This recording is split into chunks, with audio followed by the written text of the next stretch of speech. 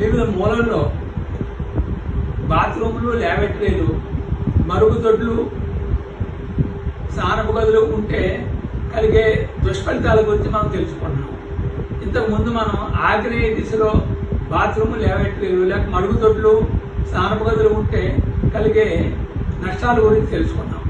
ఇప్పుడు మనం నైరుతి దిశలో బాత్రూములు, ల్యాబరేటరీలు లేక మరుగుదొడ్లు, స్నానపు గదులు ఉంటే కలిగే దుష్ఫలితాల గురించి తెలుసుకున్నాం. ఫ్లాట్కి కానీ ఇంటికి కానీ నైరుతిలో బాత్రూములు, లెట్రిన్లో ఉండకూడదు. ఉంటే 8 రకాలైన ఇబ్బందులు కలుగుతాయి.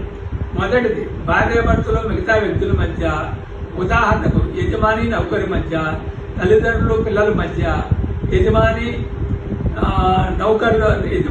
పనివారి మధ్య ఘర్షణలు ఉంటాయి. రెండవ ఇబ్బంది ఏమిటంటే అనారోగ్యాలు, మందులు మానని జబ్బులు బాధిస్తాయి. మూడవది వాహన ప్రమాదాలు, యాక్సిడెంట్లు మొదలైనవి బాధిస్తాయి.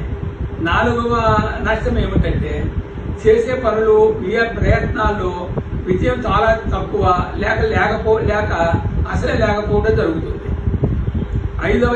ఐదవ నష్టం ఏమిటంటే ఇంటి జ్యేష్ఠ పుత్రుడికి ప్రేమ వివాహం జరిగే అవకాశాలు ఎక్కువ ఉన్నాయి.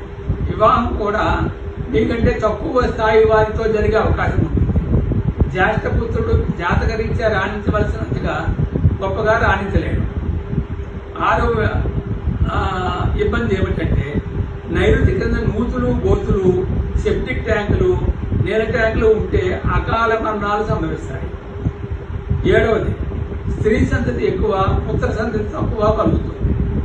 8వ ఇబ్బంది ఏమిటంటే కనిష్ట పుత్రికకు ఇబ్బందులు ఎదురవుతాయి.